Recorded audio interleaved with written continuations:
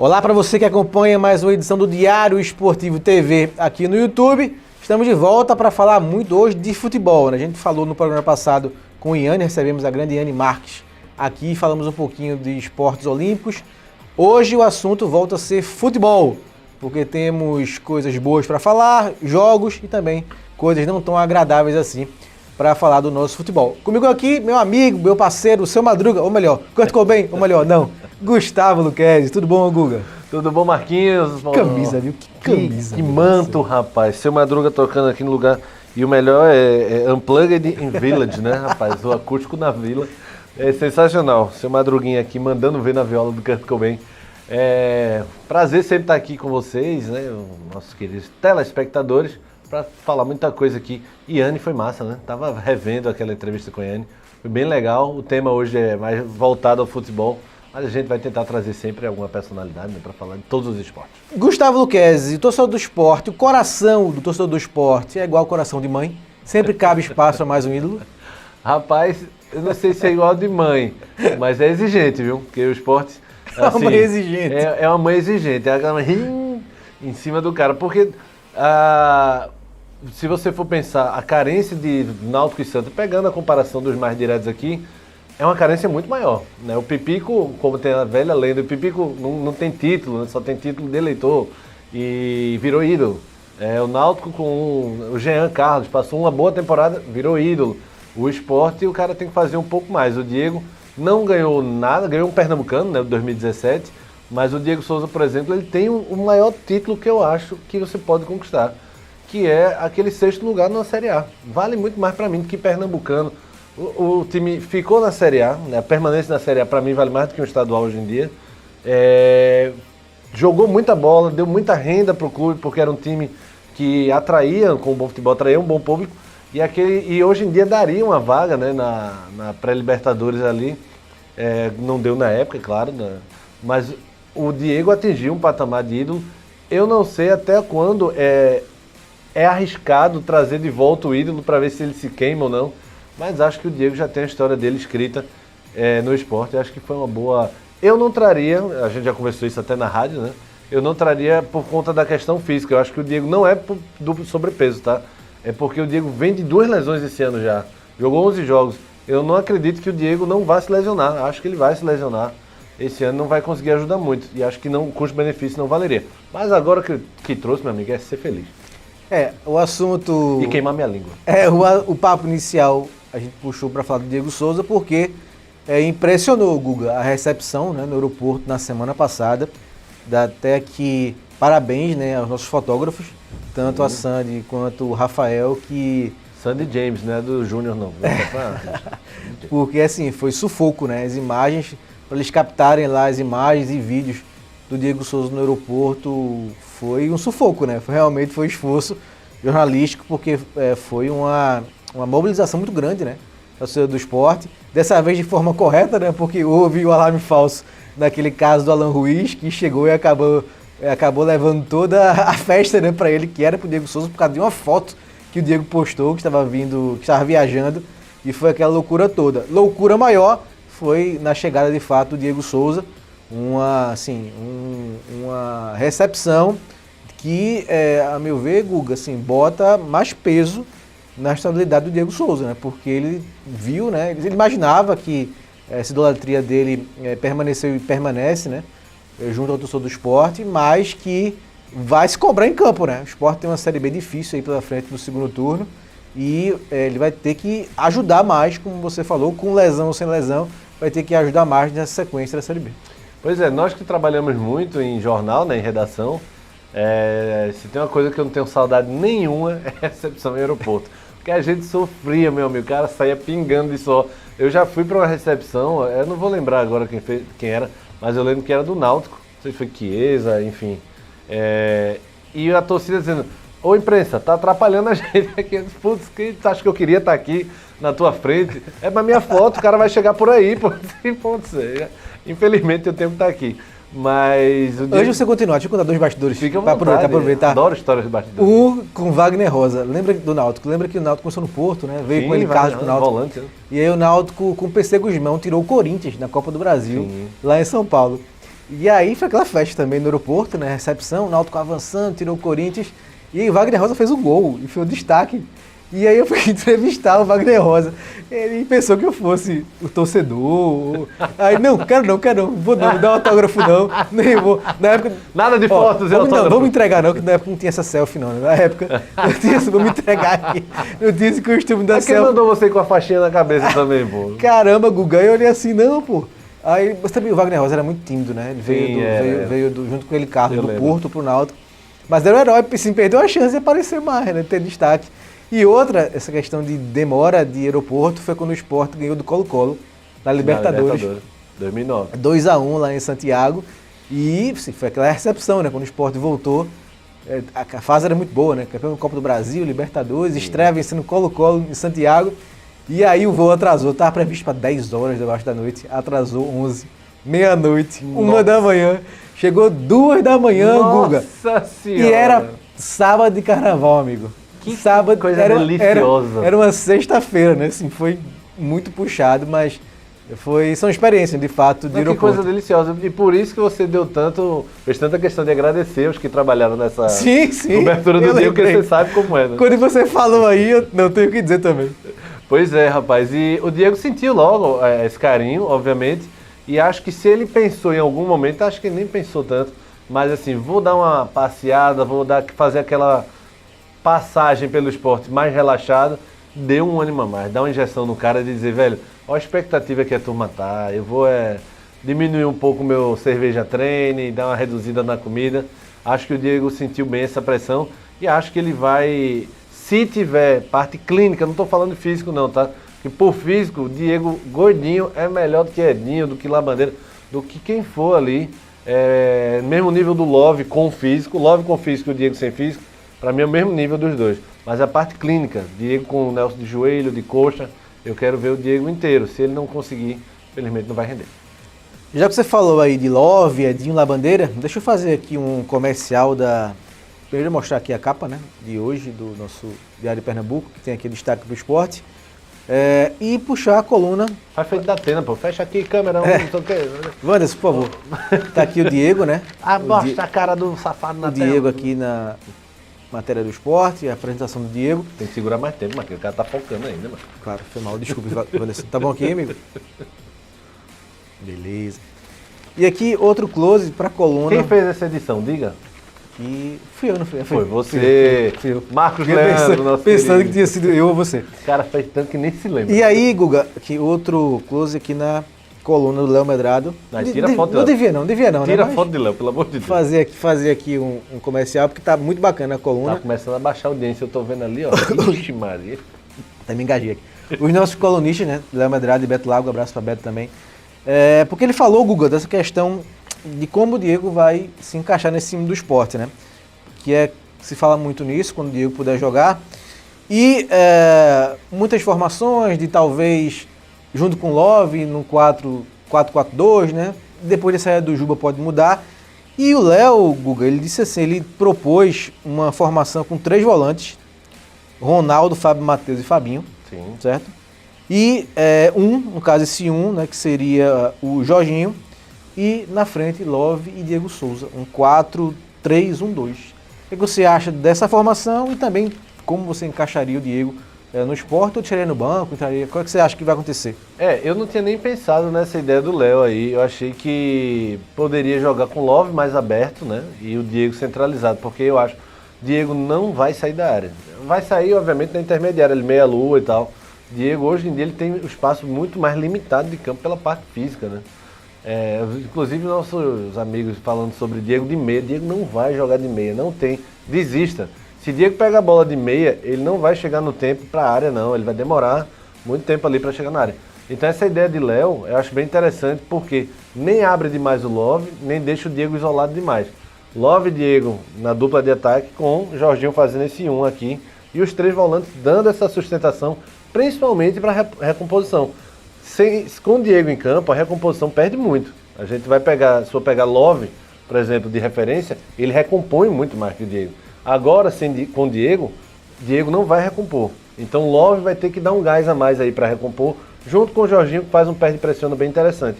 Então, essa ideia de Léo aí, eu adotei. E a partir de agora, como ela é muito boa, foi eu que inventei, viu, Léo? Muito obrigado. Agora, o grande problema, não é problema, mas o que o Anderson Moreira sempre usou jogadores de lado, né? Que ajudam muito. Juba, Edinho, Labandeira, Fabrício Daniel.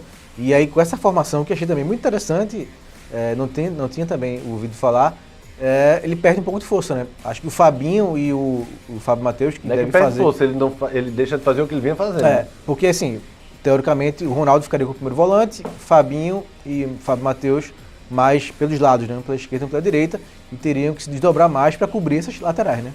Mas aí é que tá, você perde os pontas, né? Os vai extremos, perder os extremos, mas você com 3 volantes, você libera mais os laterais, como você estava falando. Aí o que é que ele vai ter que usar mais? O Filipinho é mais ofensivo que o Cariús, ele usa mais o Filipinho, apesar de que eu acho que o Cariús aprofunda melhor do que o Filipinho. O Filipinho vem sempre na diagonal, o Cariús vai reto para cruzar, né? E o Diego precisa dessa bola na área de cabeça, que é uma das especialidades dele.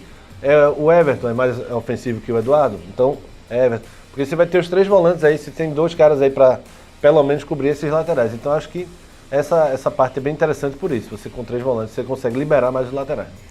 Vamos ver então o que o Anderson Moreira, como ele vai encaixar o Diego Souza. Mas você botaria no banco dele? No esporte. Com a saída do Juba não. Com a saída do Juba. Diego titular, né? Titular com o Love, mas eu faria mais deixaria os 2 na frente mesmo. Assim, sem esse. Achei interessante essa formação com 3 volantes, mas eu ainda manteria os pontos, sabe? Manteria o Edinho na direita, ou Labandeira, enfim, se Labandeira se recuperar. E na esquerda, o Filipinho, outro jogador na extrema e 2 volantes só. E aí pode testar, né? O Fábio Matheus com o Fabinho, né? Para um jogo onde o adversário não exige tanto da parte ofensiva, né? Pode ser outra formação. É meu sonho. Você está tirando o Ronaldo do time? É meu sonho, pelo amor de Deus. Brincadeira, vou Ronaldo. Guga, vamos passar aqui a pauta agora para o Náutico Capibaribe, que encara nesse sábado o Operário. Time que está lá em cima na tabela. Na verdade, a Série C está muito equilibrada, né? O Operário é o vice-líder, né? Tem 1 ponto a menos que o Brusque, mas é uma escadinha, né? 25, 24, 23 pontos, o Náutico está em 6º, mas próximo dos líderes e também próximo do grupo ali, que está em 9º, 10º, né? E a sequência é muito pesada, Guga. O Náutico tem Operário fora, tem o CSA em casa, o CSA briga para chegar nos 8, é um time tradicional, estava na Série A até pouco tempo atrás. Tem depois, fora de casa, Paysandu, de Hélio dos Anjos, e Brusque, que hoje é o líder, e fecha com São Bernardo nos aflitos. É uma parada difícil, Guga. Então, cada pontinho aí é importante, né? Se trouxer pelo menos 1, se vencer o Operário, melhor ainda, mas 1 ponto já pode ser importante, né, Guga? Pois é uma sequência bem difícil que assim, pouca gente está se atentando a isso. O Náutico tem 5 jogos, 3 fora. 2 em casa e 3 fora. Desses 5 jogos, 2 o líder e vice-líder. E um deles, o terceiro jogo, por exemplo, é o Paysandu, que é fora, como você falou, do Hélio. Jogo duríssimo. E encerra contra o São Bernardo, que vem em decadência. Começou muito bem a Série C, mas já é o 8º colocado por ali, está na ponta da... Perdeu o jogador, né? Perdeu muito jogador, mas ainda assim é um jogo um pouquinho complicado em casa.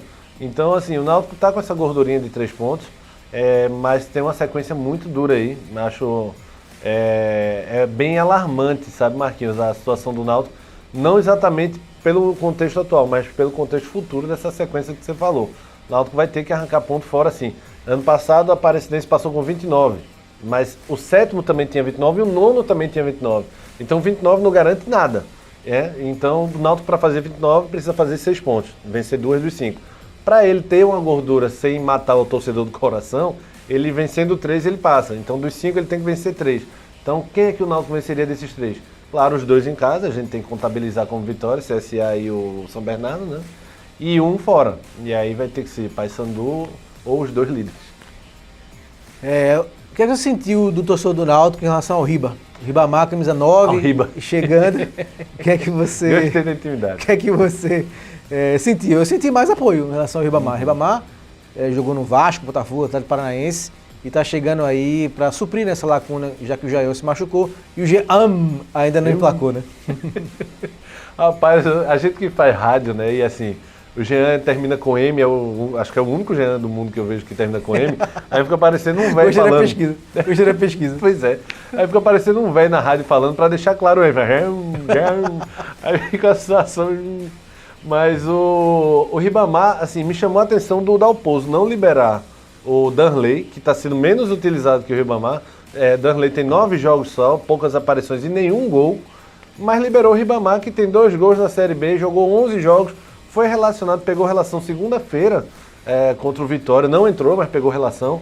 E aí só me vem à cabeça assim, ou o extracampo do Ribamar é pior e o Dalpozo se livrou, mas de futebol não tenho dúvida que o Ribamar, para mim, é uma das melhores contratações. Desse último pacote do Náutico, a melhor contratação que o Náutico fez. Joécio, Richardson, Riba, Iago Ferreira, Lima e o Cauã Maranhão, que voltou de empréstimo. 6 reforços que o Náutico... Estou contando o Cauã como reforço porque é novidade. Então, um pacote importante, né, Guga, para essa reta final? Importante, e o Náutico se reforçando na hora que está bem. Para não fazer igual a Santa Cruz, por exemplo, quando estava na Bacia das Almas, chama todo mundo. Se for para deixar para as 2 últimas rodadas, aí a vaca já deitou. O Náutico está fazendo na hora certa para mim esse pacotão. Esse Gustavo Luquezzi é sensacional. Eu sei disso. Já me deu a deixa para falar antes da vaca ir pro brejo, para falar do Santa Cruz, porque a vaca foi pro brejo, né? Porque o Santa, o que ninguém queria aconteceu, né, Guga? O Santa foi eliminado precocemente, muito precocemente, da Série D. Estamos em julho, amigos, e o ano do Santa já acabou com a derrota para o Iguatu. Nem sequer conseguiu vencer o Iguatu na última rodada, e os resultados paralelos o favoreceram, né? A derrota aí derrota do Pacajus, né, em empate do Potiguar, e o Santa não fez sua parte. Acabou o ano, os jogadores já saindo, né? Chiquinho, Pipico, Michael tem essa pendência, Zé Teodoro também já saiu. Então, primeiro lamentar, né, Guga, esse momento que passa o Santa de novo. Muito obscuro o futuro, né? Depende do Retrô para jogar ano que vem o Campeonato Nacional. O Retrô que enfrenta o Pacajus domingo, né? Pela Série D, pela segunda fase. E agora é tratar da SAF, que o presidente Antônio Neto disse que vai sair em breve, e também arrumar a casa fora de campo com a recuperação judicial para tentar começar 2024 com um pouco melhor. Pois é, situação bem delicada do Santa, 5 meses sem futebol no Santa Cruz. Essa parte dos jogadores é inevitável que sejam repassados. O Michael, que tem um salário alto, é prioridade para ser repassado. Além de salarial, tem proposta, então é a fome com a vontade de comer. Então repassa logo aí até para o Náutico, se o Náutico precisar, puder pagar, seria um bom reserva aí para o Wagner. Mas a parte do política é o mais complicado, porque você não vê consenso nem entre o grupo de oposição. O grupo de oposição está tentando montar um bloco aí para bater com a situação, mas nem de oposição você consegue ver um consenso. É muita gente que pensa diferente e muita gente que pensa em si. Além de tudo, acho que esse erro do Santa Cruz já foi provado que não dá certo e está muito claro o erro, não pode se repetir. Eu queria falar só rapidinho sobre o Zé Teodoro. O Zé Teodoro, ele teve uma passagem horrível pelo Santa Cruz. Tem muita história, tem um peso gigante o Zé, figuraça, figura da melhor qualidade pessoalmente, já entrevistei várias vezes, mas tanto o Zé como o Sandro e o Ataíde um pouco menos, que é um pouco mais discreto ali, fizeram um péssimo trabalho. O Zé não só fez um péssimo trabalho, como deu péssimas declarações, falou muita bobagem, ironizou muita coisa. O Sandro, principalmente o Sandro Barbosa. Sandro que foi grande referência para a vinda do Felipe Conceição. Sandro que foi referência para a vinda do Felipe, que foi mais do que anunciada como erro. Muita gente fala, e a gente apanha muito da imprensa, vocês só falam de obra pronta quando aconteceu. Não, a gente falou antes, inclusive, que eu não traria, quase ninguém traria, principalmente depois de um trabalho ruim que ele fez no Náutico, um trabalho horrível no Náutico. Então, se não serve para um, muito provavelmente não vai servir para outro. Se deixasse alguma ponta de esperança no Náutico, ele tem um lado bom interno, ele tem um lado bom ofensivo, mas o Felipe não deixou legado nenhum e o Santa trouxe, demitiu tardiamente, né? Demitiu ali quando já não tinha muito mais o que fazer, e era para o Zé Teodoro assumir. O Zé correu dessa missão quando o Santa mais precisava. Nada vai me tirar isso da cabeça, que o Pisa fez aquelas mudanças todas, tem até um negócio meio pessoal com o Felipe Conceição, já do Sampaio Corrêa, mas nada vai me tirar da cabeça que o Zé Teodoro poderia ter salvado o Santa. Pois é, Guga. Então, só repassando aqui, o Santa precisa que o Retrô suba, né, para a Série C, porque aí abre uma vaga no Pernambucano, que o Santa não conquistou, né, perdeu o Petrolina nas quartas de final. Então, o Retrô e Petrolina vão disputar ano que vem a Série D. Então, para o Santa jogar, precisa que o Retrô se classifique esse ano na Série C, porque abriria a vaga para o Santa. Petrolina já disse estadual, que não abre, né? E o Petrolina disse que não abre. Então, a esperança aí é vestir azul e amarelo já a partir desse domingo. Você acha que o Retrô passa fácil pelo Pacajus e é sim um dos principais candidatos ao acesso? Lembrando que, se passar pelo Pacajus, ainda tem mais 2 mata-matas, né? Perfeito. E a gente recebe muita coisa de internet, torcedor tirando onda. Eu vi um escudo fundido do Santa com o Retrô e o nome Santrô. Achei genial o torcedor que mandou, Santrô. Mas é mais ou menos isso. Acho que o Retrô passa com facilidade do Pacajus. Acho que o Retrô sobe sem susto, não sobe goleando, né? Mata-mata é 1-0 goleada. Mas acho que quanto mais você vê o Laércio falando, menos me dá mais esperança. E o que ele falou, o pouco que ele falou foi com respeito. Falou que o torcedor do Santa falando, tio Laércio, ajuda a gente. Porque ano passado o Laércio, para mim, roubou a cena ali e estragou o próprio projeto. Era ingresso a R$300, o Retrô, o que é que o Santa tem? O Retrô tem muito mais, a estrutura. E ali ele falou demais. Eu acho que esse ano aprendeu Marcelo Martelotti. Tem outro patamar também do Dico. Então, e assim, Fernandinho, Luizinho, é um time também muito mais maduro. Acho que o Retrô sobe sem susto. Você falou aí no Laércio Guerra e o Paulo Mota, nosso amigo Paulo Mota do Diário, ele fez a matéria repercutindo uma entrevista que o Laércio deu, entrevista papo, né, com o Ney Silva, aquele influencer, e aí ele disse que espera que a torcida do Santa vá para a Arena no jogo de volta, aumentando sim a arrecadação do Retrô, né, e o patamar assim, de pressão, né, para o adversário, já que o Retrô tem uma torcida pequena ainda. Você acredita, Guga, que tricolores vão ao estádio para a Arena para acompanhar e dar essa força pro Retrô ou Santrô, né? Ou Santrô, né? O Laércio é um homem de negócios, né? Ele tá feliz com o Faz-me Rir entrando, né? Acredito, e eu acredito o seguinte, não vai fazer uma diferença, 5 mil, 10 mil, mas bota aí uns 500 tricolores, vão estar lá. O cara que é viciado em jogo, Santa não tá jogando, eu não tenho mais jogo até janeiro do ano que vem. Eu vou ficar em casa, podendo torcer pro Retrô da força. Bota uns 500 tricolores, vão estar lá. Porque assim, porque beneficia de forma direta, né? Não é, total. Não é assistir não é torcer, eu quero ver um bom jogo, pois não. É o meu time, com certeza, meu time que está em campo. E o acesso do Retrô, meu amigo, vai ter tricolor invadindo, agradecendo a Deus. Eu acho que o Laércio está certíssimo aí em convocar, né, e aproveitar esse momento. Mas vai ter tricolor sim. Porque se o Retrô não subir e o Petrolina de fato não desistir, o Santa só tem 13 jogos, Guga, programados para o ano que vem, entre pré-Copa do Nordeste, né, seletiva, e o Campeonato Pernambucano, uma tristeza muito grande para a sua fiel torcida. Pois é. Só assim, imagina você vendo um campeonato, vamos dizer, das piores das hipóteses, né? O Santa não passou para o grupo do Nordestão. Imagina como se você visse o Pernambucano, que a gente sempre vê, e principalmente nos últimos anos, como uma preparação para os brasileiros. Imagina o Pernambucano acabando, acabou esse ano eliminado pelo Petrolina nas quartas, e não tem mais nada no ano, não tem mais nada. O Pernambucano, eita, acabou, vamos ver o brasileiro agora que a gente tá bem ou tá mal. Não, acabou o Pernambucano, acabou o ano. Isso não pode acontecer. Pois é, e o que não podia acontecer, aconteceu, que é o fim do nosso programa de hoje, Guga. Valeu. Nem tentei cruzar a perna hoje, que eu disse que tá doendo, porque aqui eu não vou conseguir não. Você não podia atrapalhar a visão do seu Madruga, tem que saber. Madruguinha, chega batendo. Guga, valeu, parceiro, até a próxima. Valeu, Marquinhos, valeu para vocês que acompanharam a gente. Até a próxima, tamo junto. Isso, e acompanhe o programa, dá o like, compartilha o nosso Diário Esportivo TV, que volta em a próxima oportunidade. Valeu.